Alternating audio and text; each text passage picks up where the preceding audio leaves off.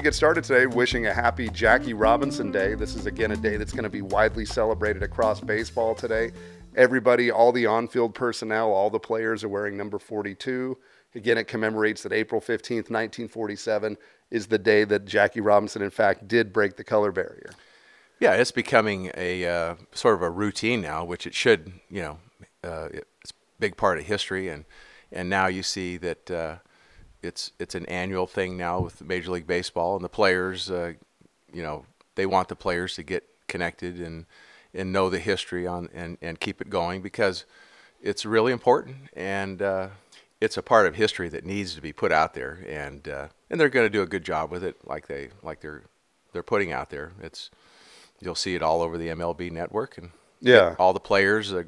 Granderson coming on and kind of hosting the little show, and letters from Jackie Robinson, which was very interesting. I mean, it was. Yeah. I thought one of the more interesting parts about it was the way that he was very thorough about if somebody sent him a letter that had a degree of personal touch to it, that he took his time to go back and do the same thing with them, which I thought was very impressive.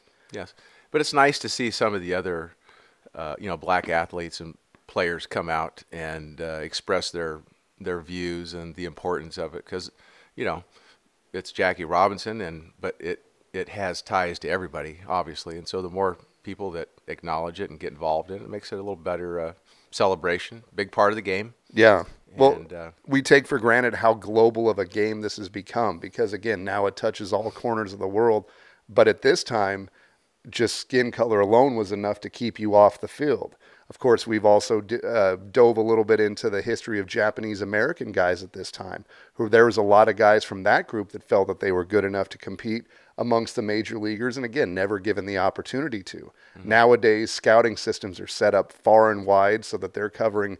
Most clubs cover every corner of the globe, looking for the next available talent.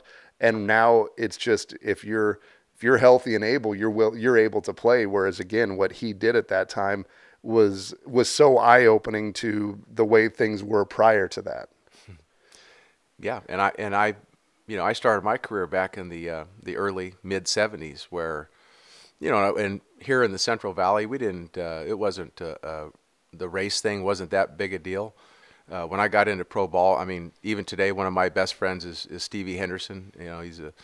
He's been a hitting coach, but we called him Hindu, and there was other names we called him, but he was an older college player, black player, that didn't matter. He just came in and established a style of play that became our team leader, and that was it. And it was we just rolled with it, and all the other issues that occurred on the side were handled and dealt with, people that were supposed to deal with it, and a lot of the players, depends on where you come from, you run into certain things, but then the game has a way to kind of put all those things aside. And so. Yeah, and of course, there is now going to be no more 42s. Nobody else, aside from Jackie Robinson Day itself, now that Mariano Rivera is retired, nobody else is going to wear 42 going forward. And I know his widow, Rachel Robinson, said that if anybody was to be the last to do it, she was happy that Mariano was. But it's very interesting. And I think one of the coolest things that we were privy to was when we did our recent interview with Roger Craig, and he told the story about sharing a car ride with Jackie Robinson, which, again, it was a story I'd never heard before. That's in part 3. Is that correct, Roy? Yes, it is. So yes. Go to our YouTube or channel or our homepage. You can watch that video, and it's kind of an eye-opener, Roger telling that kind of a story with all those players that when he came to the big leagues, they were all there, and it was kind of a historic thing. And then to have Jackie or listen to Roger tell the story of Jackie Robinson taking him on, personally, and just showing what kind of a person that he was, to come from a guy like Roger Craig it's a pretty good thing to have in our archive, actually.